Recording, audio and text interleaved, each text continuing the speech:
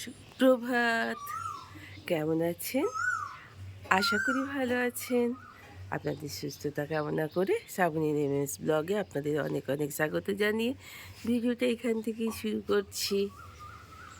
সুন্দর কোকিলের ডাক, বেশ সুন্দর শিশিরানি, এখন সকালবেলাটা ঠান্ডা ঠান্ডা হাওয়া, সুন্দর সবুজের সমারোহ, গাছে গাছে ফুলেদের দেখা, সব কিছু মিলিয়ে একটা সুন্দর এই একটা প্রাকৃতিক পরিবেশ, অবশ্যই গ্রাম্য পরিবেশ, এদিকটা গ্রাম্য পরিবেশ, তো বেশ ভালো লাগছে।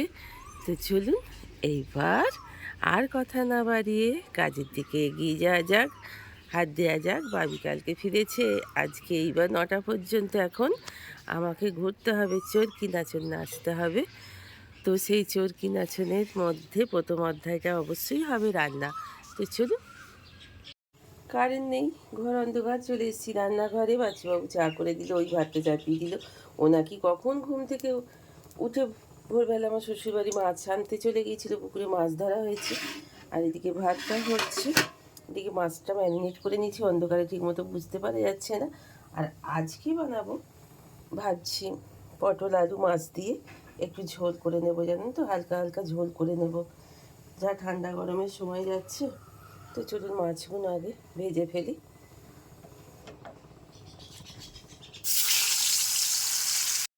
বাচ্চাবাবু উঠোনটা ঝাঁট দিয়ে দিল, আর এখানে সব বাসনপত্র নাবিয়ে রেখে দিয়েছি, ছড়িয়ে ছিটিয়ে। বাবির এই টিফিন পাঠিয়েছিলাম, সেসব কৌটো বাটা ভাতে হয় সব নাবিয়ে দিয়েছি। তো উঠোনটা এখনও ঝাঁট দিচ্ছে কল পাড়াটা। আর আমি যাচ্ছি এখন নিম পাতা তুলতে। চলুন, আজকে বুধবার, ভালো বার একটা, নিম পাতা তো খেতেই হবে। যা গরমের শরীরে র্যাশ বেরোচ্ছে, এখন দুদিন ঠান্ডা চলছে বলে তাই।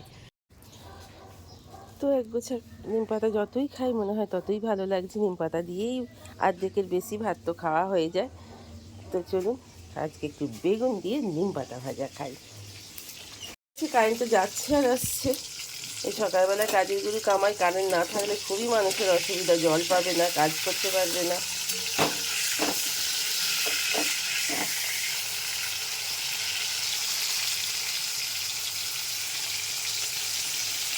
ফ্রিজ থেকে বার করেই মাছগুলো চাপিয়ে দিলাম, তো ওই জন্য একটু দেরি হচ্ছে মাছগুলো ভাজা হচ্ছে, জানেন তো। আগের দিন যদি ম্যারিনেট করে বার করে রেখে দেওয়া হয় তাহলে ম্যারিনেট করা থাকলে অতটা বরফ ধরে না। তো চলুন মাছগুলো ভাজা হয়ে গেল। এর পেছনে একটু আলুটা সিদ্ধ করে নিচ্ছি, জানেন তো, নাহলে তাড়াহুড়োর সময় না আলু পটল একেবারে কষে রান্না হওয়া পসিবল না। তো তাই আগে পেছনে সিদ্ধ করে নিই, ঝপঝপ করে রান্না হয়ে যাবে। বলেছিলাম সকালবেলা তো রান্না হয় না, খেয়ে ঢুকলে কোনো রকমে করে দেওয়া, মানুষগুলোকে দিয়ে দেওয়া, মানুষ দুটোকে, তো বাবিকে বাচ্চুকে। মানুষ দুটো বললে তো আপনারা অনেকেই হয়তো নতুন বন্ধুরা বুঝতে পারবেন না। তো চলুন, এখানে মাছটা ভাজা হয়ে গেছে, পটলও ভাজাটা, অল্প একটু পেঁয়াজ ছিল একটু দিয়ে দিলাম, একটু কালো জিরে তেজপাতা ফোড়ন দিয়ে দিলাম। এবার চলুন আলুটা সিদ্ধ করে নিয়েছি।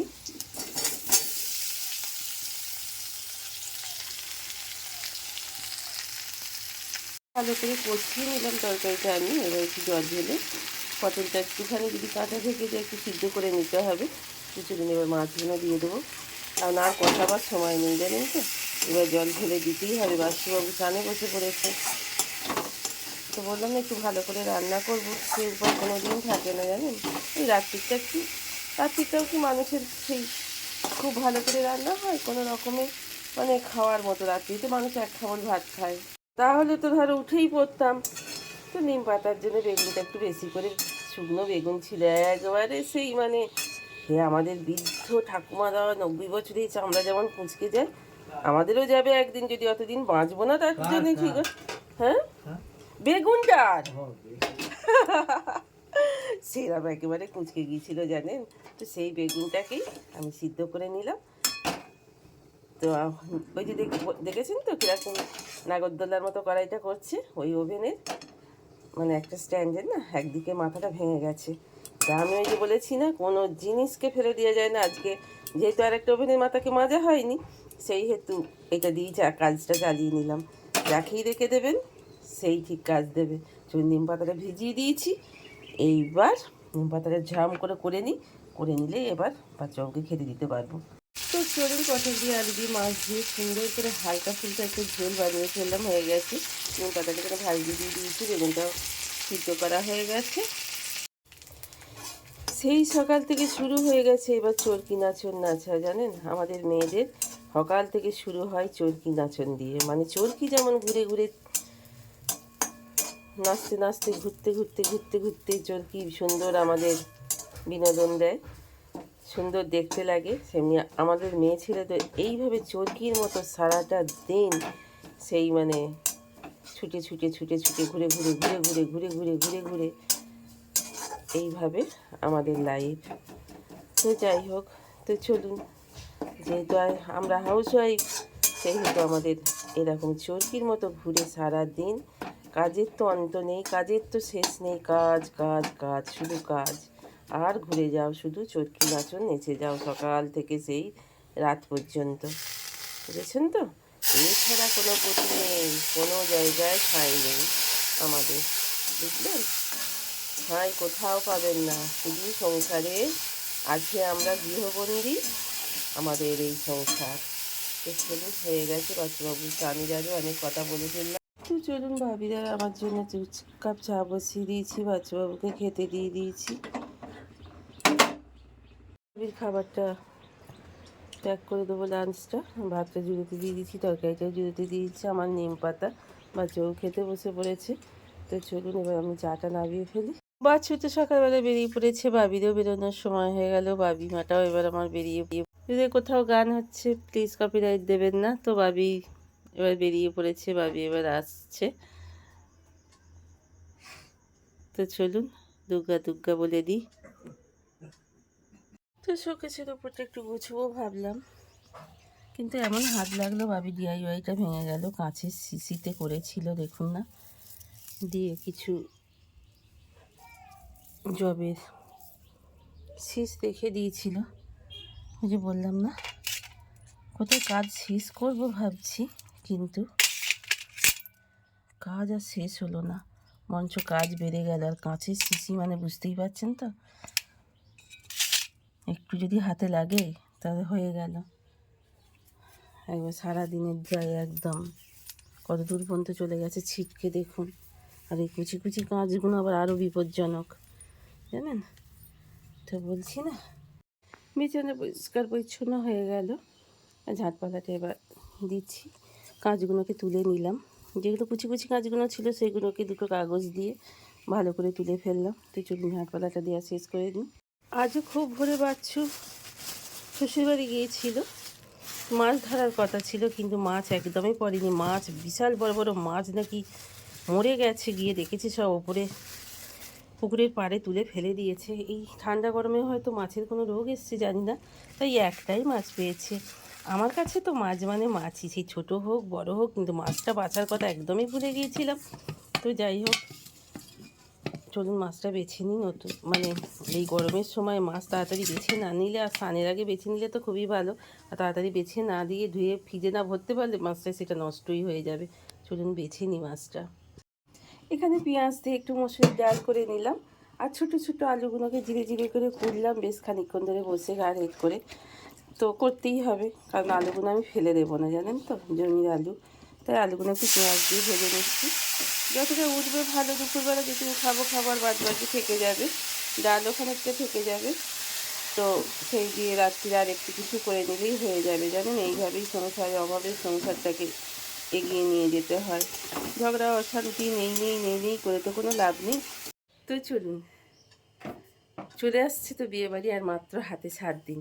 তাই এত ছুটোছুটি হুড়োহুড়ির মধ্যেও নিজেকে আজকে 10 মিনিট টাইম আমি দেবই, তারপরে বাদবাকি।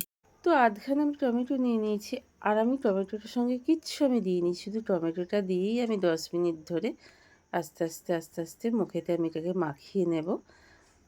এটা দিয়েই 10 মিনিট ধরে আমি করব, তারপরে 10 মিনিট পরে আমি সাবান দিয়ে মুখটা ধুয়ে নেবো। আপনারা নিজেরাই দেখবেন। আমার দিদা বলতেন যে আমাদের সময় কোনো রকমই এইসব, এমনকি সোনো পাউডার, অত সাবান, নানান ধরনের এইসব কিছুই ছিল না। এই দুধের স্বর মাখিয়ে দিত মায়েরা, তারপরে ওই টমেটো মেখে মুখে লাগিয়ে দিত, ওই তারপরে মুসুরির ডাল বাটা, তারপরে বেসন মাখানো, এই সবগুলোই তখনকার ন্যাচারাল সব ছিল। তো আপনারা দেখবেন, এই যে আমি এটা করছি, আপনাদের অনেক উপকারে রাখবে, একদিন ট্রাই করে দেখতে পারেন। আপনারাই দেখুন, শুদ্ধ আমি কোনো কিছু দিইনি, কোনো কিছু না, শুধু একটু টমেটো দিয়েছি, দিয়ে মুখটাকে 10 মিনিট ধরে ম্যাসাজ করেছি। তো দেখুন কত গ্লো করছে মুখ। দুটো ডিমের শাক তুলে সুন্দর করে মুগের ডাল দিয়ে কাঁচা লঙ্কা একটু ছোট্ট করে কুচিয়ে দিয়ে একটা সুন্দর সুন্দর পকোড়া করে নিলাম। ও গরম ভাতে যা খেতে লাগে না।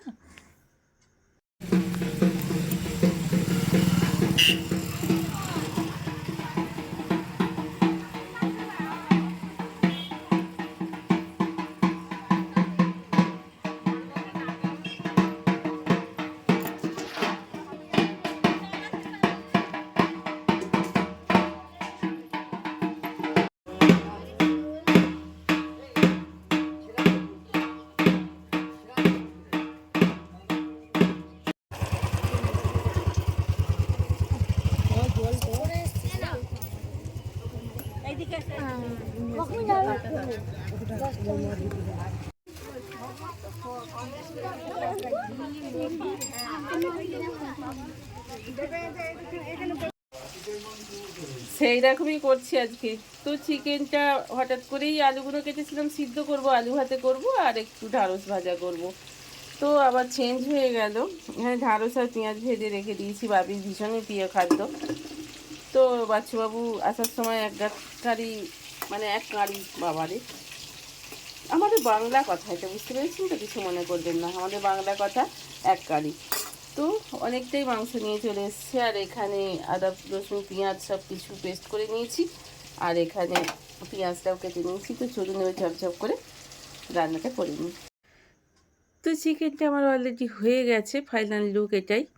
তো ওপর থেকে আমি একটু চিকেন মশলা দিয়ে দিয়েছি। আজকে আর কসুরি মেথি খুব একটা দিলাম না, তেমন একটা নেইও। মাংসগুলো খুব সুন্দর সিদ্ধও হয়ে গেছে।